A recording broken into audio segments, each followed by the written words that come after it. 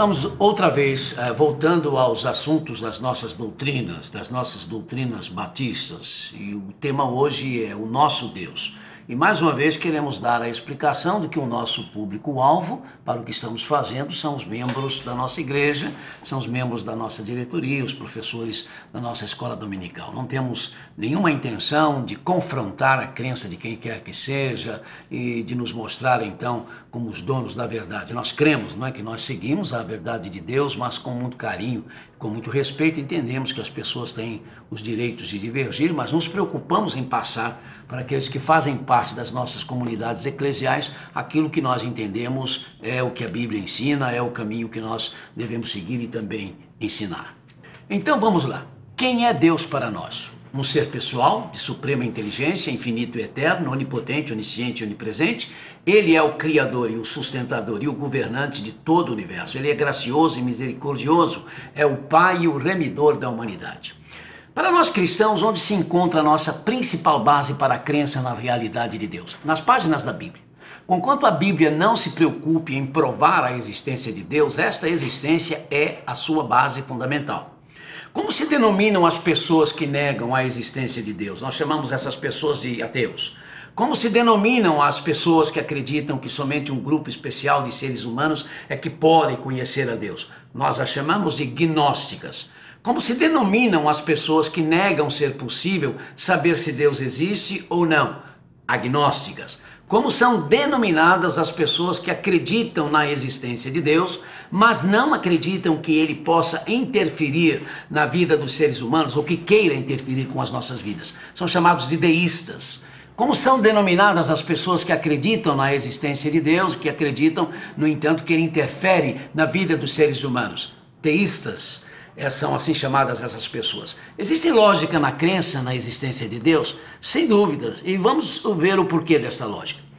A crença na existência de um ser supremo ou de seres supremos a quem ou aos quais se tem de cultuar existe em todas as partes do mundo e em todas as raças. Todo efeito tem uma causa, isto é, nada do que acontece ou existe por acaso. Sempre há alguma razão para que alguma coisa aconteça ou exista. Como pode haver um universo sem uma causa antes dele?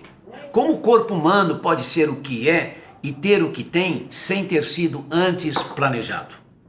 Aonde existem ordem e harmonia é porque existe uma inteligência que faz com que exista essa ordem e essa harmonia. Olha, a ciência afirma que o universo é um magnífico exemplo de ordem e de harmonia. A natureza inteira testemunha e de forma impressionante a realidade de que ela é controlada. Como seres humanos, nós sabemos que existimos e sabemos que não fomos nós que demos origem a nós mesmos. Não somos nós que produzimos a nossa alma, logo fomos produzidos ou originados por alguém fora de nós mesmos. A verdade é que existem em meio a todas as sociedades humanas, não importam quão atrasadas ou primitivas, não é? Elas possam ser, existem nessas sociedades os sentimentos do amor, do ódio, do respeito às autoridades. Em qualquer uma delas existe o certo e o errado. É errado, por exemplo, o roubar em qualquer sociedade humana. É errado roubar mesmo para os que se dizem ateus, é errado matar mesmo para os que se dizem ateus. A morte é para todas as raças do mundo uma realidade muito triste. Como pode haver essas semelhanças de sentimentos e de conceitos sem que isso tenha sido recebido, tenha vindo de uma fonte comum? Segundo a Bíblia, Deus tem características essenciais permanentes e que fazem com que Ele seja diferente de todos os demais seres. Como é que nós chamamos a essas características? De atributos de Deus. E aí nós temos uma maneira de dividir esses atributos. Então, como dividimos os atributos de Deus? Nós dividimos em atributos naturais e atributos morais. O que são ou quais são os atributos naturais e morais de Deus? Os atributos naturais são todas aquelas qualidades que Deus tem e que só pertencem a Ele. Os atributos morais são aquelas qualidades que Deus mesmo acrescentou à sua pessoa como espírito infinito e justo que Ele é. Vamos dar alguns exemplos de atributos naturais e morais de Deus para compreendermos bem isso. Atributos naturais. 1. Deus é absolutamente eterno. 2. Deus é um ser espiritual e ao mesmo tempo pessoal. 3. Deus é imutável, absolutamente perfeito.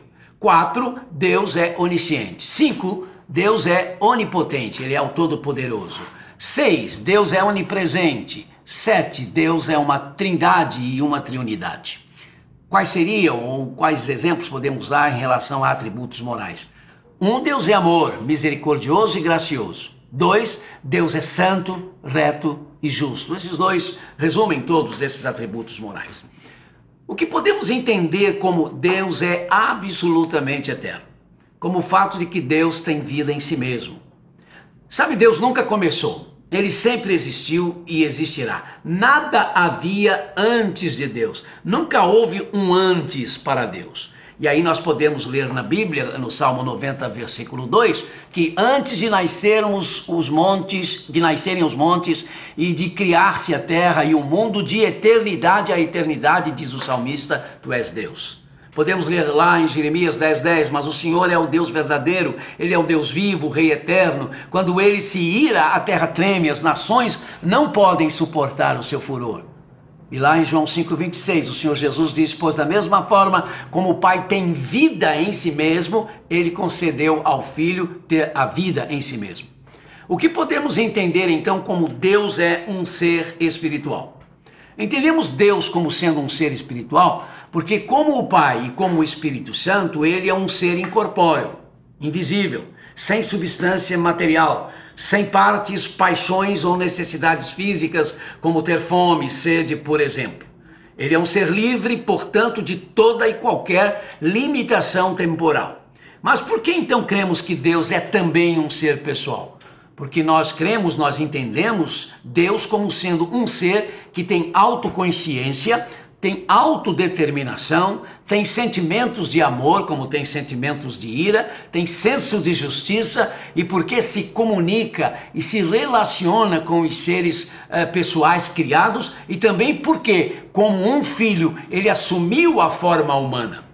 Deus como um filho é Deus com um rosto, é Deus com mãos, é Deus com pés. E nós podemos aí nos lembrar de Lucas 24:39, quando Jesus, após a ressurreição, disse, vejam as minhas mãos e os meus pés, sou eu mesmo, toquem-me e vejam, um espírito não tem carne nem ossos, como vocês estão vendo que eu tenho. Tenho dito essas coisas e então para vocês, e então mostrou-lhes, diz o texto, as suas mãos e os pés. Lá em 1 Reis 11:9 temos o Senhor irou-se contra Salomão por ter se desviado do Senhor, o Deus de Israel, que lhe havia aparecido 2 vezes. No livro dos Provérbios, capítulo 6, verso 16, diz, há 6 coisas que o Senhor odeia, 7 coisas que ele detesta. E ainda em João 4:24, Jesus diz, Deus é espírito e é necessário que os seus adoradores o adorem em espírito e em verdade. O apóstolo São Paulo, na sua carta a Timóteo, 1 Timóteo 1:17, escreveu, ao Rei eterno, ao Deus único, imortal e invisível, sejam toda a glória e honra para todos sempre. Amém.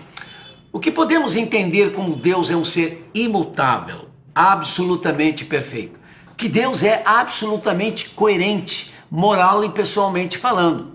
Sabe, Deus não é inativo ou imóvel e nem sem sentimentos.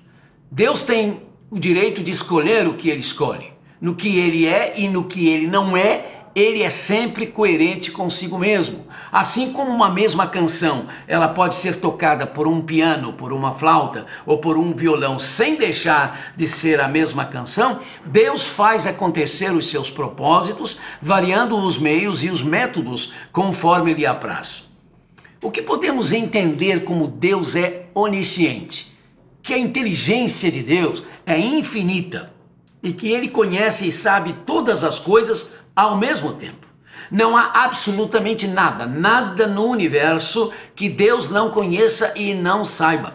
Ele sabe tudo e conhece tudo a respeito de si mesmo e de todas as outras coisas de uma vez só. Não há para Ele fatos passados, presentes ou futuros. E nós podemos recorrer à Bíblia, lá no Salmo 147, versículos 4 e 5, diz assim: Ele, Deus, determina o número de estrelas e chama cada uma pelo seu nome.